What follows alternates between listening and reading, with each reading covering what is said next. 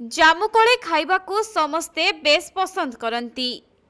ଜାମୁକୋଳି ଯେମିତି ସ୍ୱାଦିଷ୍ଟ ଲାଗିଥାଏ ସେମିତି ଖୁବ୍ ସ୍ୱାସ୍ଥ୍ୟ ଉପଯୋଗୀ ମଧ୍ୟ। କିନ୍ତୁ କେବଳ ଜାମୁକୋଳି ନୁହେଁ, ବରଂ ଜାମୁକୋଳିର ମଞ୍ଜି ଏବଂ ତାର ପତ୍ର ମଧ୍ୟ ମଧୁମେହ ରୋଗୀଙ୍କ ପାଇଁ ଭାରି ଉପକାରୀ।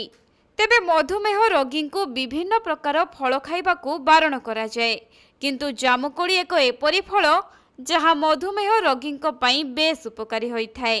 କେବଳ ଜାମୁକୋଳି ନୁହେଁ, ବରଂ ଏହାର ପତ୍ର, ଫଳ ଏବଂ ମଞ୍ଜି ମଧ୍ୟ ମଧୁମେହ ରୋଗୀଙ୍କ ପାଇଁ ଉପକାରୀ ବୋଲି ବିବେଚନା କରାଯାଏ। କାହିଁକି ନା ଜାମୁକୋଳି ମଞ୍ଜିରେ ଜାମ୍ବୋଲିନ୍ ନାମକ ଏକ ଯୌଗିକ ଥାଏ, ଯାହାର ମଧୁମେହ ବିରୋଧୀ ଗୁଣ ରହିଛି। ଏହି ଯୌଗିକ ରକ୍ତରେ ଶର୍କରା ସ୍ତର ହ୍ରାସ କରିବାରେ ସାହାଯ୍ୟ କରିଥାଏ। ସେହିପରି ଜାମୁକୋଳି ପତ୍ର ଇନ୍ସୁଲିନ୍ ଉତ୍ପାଦନ ବୃଦ୍ଧି କରିଥାଏ। ଏଥିସହିତ ରକ୍ତରେ ଶର୍କରା ସ୍ତରକୁ ହ୍ରାସ କରିଥାଏ। ଆହୁରି ମଧ୍ୟ ଜାମୁକୋଳି ପତ୍ରରେ ଆଣ୍ଟି ହାଇପରଲିପିଡେମିକ୍, ଆଣ୍ଟି ହାଇପରଗ୍ଲିସେମିକ୍ ଏବଂ ଆଣ୍ଟି ଅକ୍ସିଡେଣ୍ଟ ଭଳି ଗୁଣ ରହିଥାଏ, ଯେଉଁ କାରଣରୁ ରକ୍ତରେ ଶର୍କରା ନିୟନ୍ତ୍ରିତ ହୁଏ। ତେଣୁ ଜାମୁକୋଳି ପତ୍ରର ପାଉଡର ପ୍ରସ୍ତୁତ କରି ଏହି ପାଉଡରକୁ ସକାଳେ ଏବଂ ସନ୍ଧ୍ୟାରେ କାଢ଼ା କରି ମଧୁମେହ ରୋଗୀମାନେ ପିଇପାରିବେ। ସେହିପରି ଜାମୁକୋଳି ମଞ୍ଜିରୁ ପାଉଡର ତିଆରି କରି ଏହାକୁ ଖାଇପାରିବେ।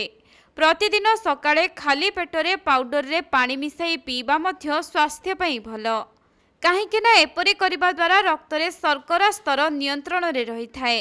ଏହା ପେଟ ସମ୍ବନ୍ଧୀୟ ସମସ୍ୟାରୁ ମଧ୍ୟ ଆରାମ ଦେଇପାରେ। ତେବେ 225 ଗ୍ରାମ ଜାମୁକୋଳିକୁ ଅଧ ଲିଟର ପାଣିରେ ଭଲ ଭାବରେ ଫୁଟାନ୍ତୁ। ଭଲ ଭାବେ ପାଣି ଫୁଟିଯିବା ପରେ ଜାମୁକୋଳିକୁ ଭଲ ଭାବରେ ଚକଟି ମଞ୍ଜି ଏବଂ ଚୋପାକୁ ବାହାର କରିଦିଅନ୍ତୁ। ଆଉ ପ୍ରତିଦିନ ସେହି ପାଣିକୁ ପିଅନ୍ତୁ। ଏପରି କରିବା ଦ୍ୱାରା ରକ୍ତରେ ଶର୍କରା ସ୍ତର ନିୟନ୍ତ୍ରଣ ରହିବ। ତେବେ ଜାମୁକୋଳି ଇନ୍ସୁଲିନ୍ ବୃଦ୍ଧିରେ ସାହାଯ୍ୟ କରେ, ଯାହା ଗ୍ଲୁକୋଜକୁ ସହଜରେ କୋଷରେ ପ୍ରବେଶ କରିବାକୁ ଦେଇଥାଏ ଏବଂ ରକ୍ତରେ ଶର୍କରା ସ୍ତର ହ୍ରାସ କରିଥାଏ। ଏଥିରେ ଥିବା ଫାଇବର ଏବଂ ଆଣ୍ଟି ଅକ୍ସିଡେଣ୍ଟ ମଧ୍ୟ ରକ୍ତରେ ଶର୍କରା ଅବଶୋଷଣକୁ ମନ୍ଥର କରିବାରେ ସାହାଯ୍ୟ କରିଥାଏ। ସେପଟେ ସମଗ୍ର ବିଶ୍ୱରେ ମଧୁମେହ ରୋଗୀଙ୍କ ସଂଖ୍ୟା ଦିନକୁ ଦିନ ବୃଦ୍ଧି ପାଇବାରେ ଲାଗିଛି।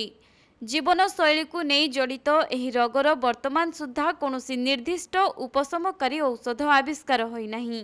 କେବଳ ଖାଦ୍ୟପେୟରେ କଟକଣା ମାଧ୍ୟମରେ ମଧୁମେହକୁ ନିୟନ୍ତ୍ରଣ କରାଯାଇପାରେ। ତେଣୁ ମଧୁମେହ ରୋଗୀ କ'ଣ ଖାଇବେ ଓ କ'ଣ ନ ଖାଇବେ ତାହା ସବୁଠାରୁ ଗୁରୁତ୍ୱପୂର୍ଣ୍ଣ। ଏହାରି ମଧ୍ୟରେ ଜାମୁକୋଳି ଏବଂ ତାର ମଞ୍ଜି ଓ ପତ୍ର ମଧୁମେହ ରୋଗୀଙ୍କୁ ବେଶ ସହାୟକ ହୋଇପାରିବ।